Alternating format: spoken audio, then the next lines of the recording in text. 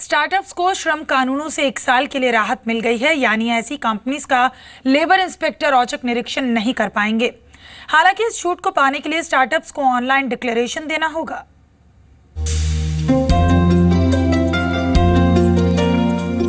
Startups को booster dose देते हुए सरकार ने लेबर लॉ से बड़ी राहत दी है, यानी स्टार्टअप कंपनियों को 1 साल के लिए इंस्पेक्टर राज से मुक्ति मिल गई है।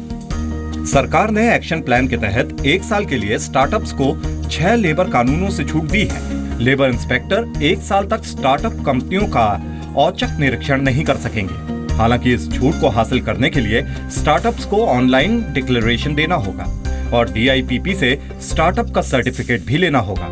इस बारे में केंद्र ने राज्यों को चिट्ठी लिखी है।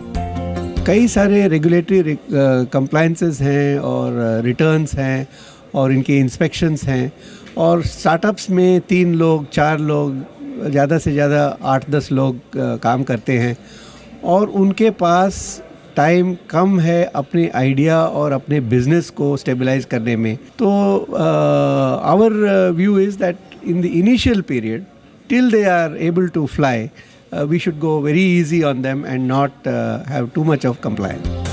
स्टार्टअप्स को जिन कानूनों से छूट मिलेगी उनमें शामिल हैं बिल्डिंग और अन्य construction worker act 1996, interstate migrant workman act 1979, payment of gratuity act 1972, कर्मचारी provident fund act 1972, contract labour act 1970 और कर्मचारी राज्य इंश्योरेंस एक्ट 1948। स्टार्टअप को इनवाइट करने के लिए नई पॉलिसी में बहुत सुविधाएं दी गई हैं और एक पूरा प्रदेश में एक ऐसा वातावरण तैयार करने का प्रयास किया जा रहा है जिससे कि उनकी सारी ऊर्जा अपने इनोवेशन में, अपने काम में लगे।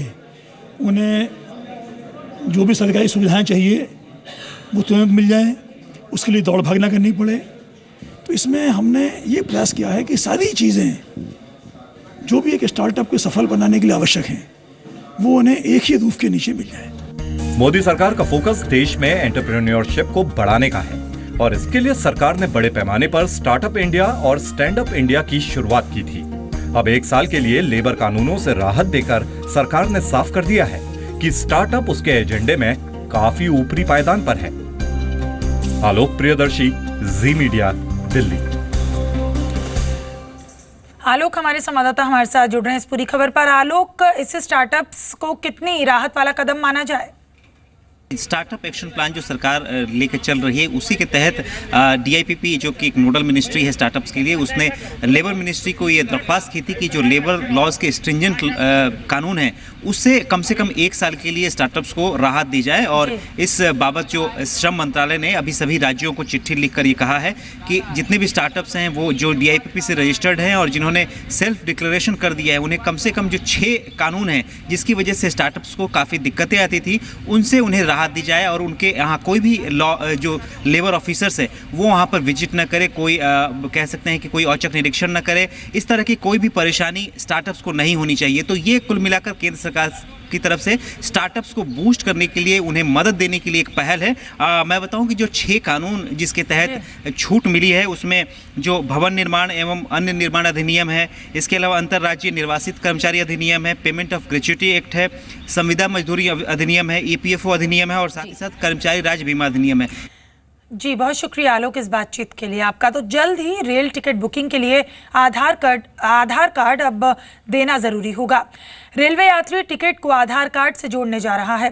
PMO ने भी रेल मंत्रालय को इसके लिए ग्रीन सिग्नल दे दिया और शुरुआत में आधार कार्ड सिर्फ रिजर्वेशन कराने के लिए ही जरूरी होगा, लेकिन बाद में इसे सभी टिकट्स के लिए जरूरी कर दिया जाएगा। पहले चरण में वरिष्ठ नागरिक, फ्रीडम फाइटर और विकलांग जैसी आरक्षित छूटों के लिए आधार कार्ड जरूरी किया जाएगा, जो कि 15 दिनों में लागू हो सकता है, जबकि दूसरे मामलों में ये करीब 2 महीने में जोड़ा जाएगा। सूत्रों की माने तो टिकट बुकिंग के समय दिए गए आधार कार्ड नंबर यात्रा टिकट पर प्रिंट होंगे। यात्रा के दौरान टिकट पर प्रिंट आधार कार्ड नंबर टिकट निरीक्षक यानी कि TE को दिए गए मोबाइल डिवाइस में दर्ज किए जाएंगे। नंबर दर्ज करते ही मोबाइल में यात्री की सारी सूचनाएं और फोटो सहित आ जाएंगी, जिससे यात्री को प्रमाणित करने में आसानी होगी। तो बात शेयर बाजार की। आज के सत्र में बाजार में सीमित दायरे में कारोबार देखने को मिला। मिले जुले विदेशी संकेतों के चलते आज भारतीय बाजारों की सुस्त शुरुआत हुई। कारोबारी सत्र के दौरान निफ्टी ने 8300 का स्तर भी तोड़ दिया था। सेंसेक्स 75 अंक और निफ्टी 15 अंक की गिरावट के साथ बंद हुए। फार्मा ऑटो शेयर्स में खरीदारी रही। बैंकिंग, इंफ्रा, तेल गैस और टेलीकॉम शेयर्स में गिरावट देखने को मिली।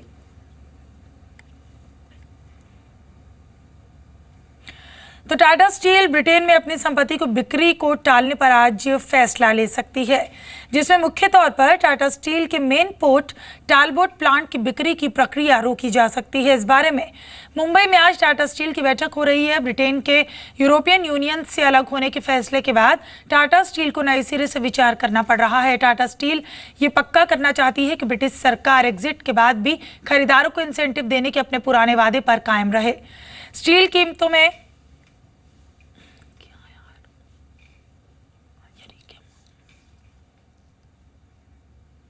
तो मध्य प्रदेश से लेकर असम तक बारिश और बाढ़ से लोग परेशान हैं। जिंदगी अस्त व्यस्त हो गई है। देखिए रिपोर्ट।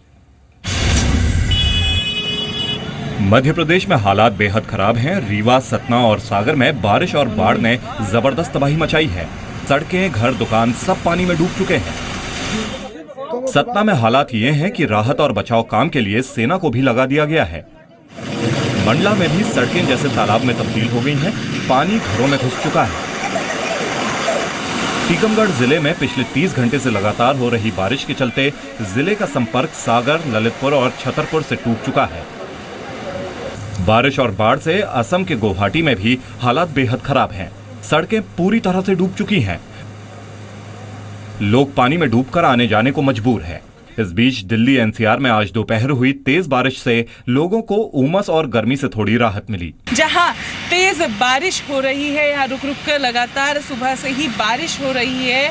जो लोग यहाँ पर घूमने आए हैं वो भी इस मौसम का लुत्फ उठाते हुए दिख रहे हैं।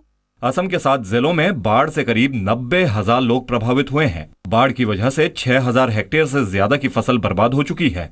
लगातार बारिश की वजह से ब्रह्मपुत्र नदी कई जिलों में खतरे के निशान से ऊपर बह रही है। और अमेरिका में अश्वेत लोगों पर पुलिस की ज्यादती के खिलाफ प्रदर्शन हिंसक हो गए हैं। टेक्सास में प्रदर्शनकारियों की फायरिंग में 5 पुलिस वालों की मौत हो गई।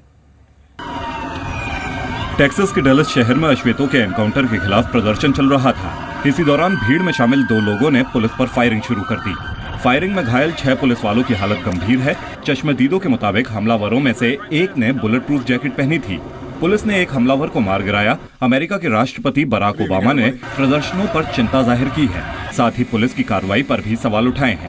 When incidents like this occur, there's a big chunk of our fellow citizenry that feels as if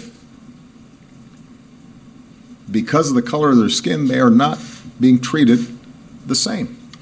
एक हफ्ते में अमेरिका के लुसियाना में और मिनेसोटा में 2 अश्वेत युवक पुलिस की गोली का शिकार हुए हैं। 2015 में अमेरिका के बेल्टिमोर शहर में फ्रेडी ग्रे नाम के अश्वेत की पुलिस हिरासत में मौत के बाद अमेरिका के कई शहरों में दंगे भड़के। दिसंबर 2014 में सेंट लुइस में 18 साल के एक अश्वेत युवक की पुलिस ने गोली मारकर हत्या कर दी थी। 2012 में सैनफोर्ड शहर में अश्वेत ट्रेविन मार्टिन की श्वेत पुलिसकर्मी ने गोली मारकर हत्या कर दी थी। तो फिलहाल न्यूज़ 8 5 में इतना ही। दीजिए इजाजत। नमस्कार।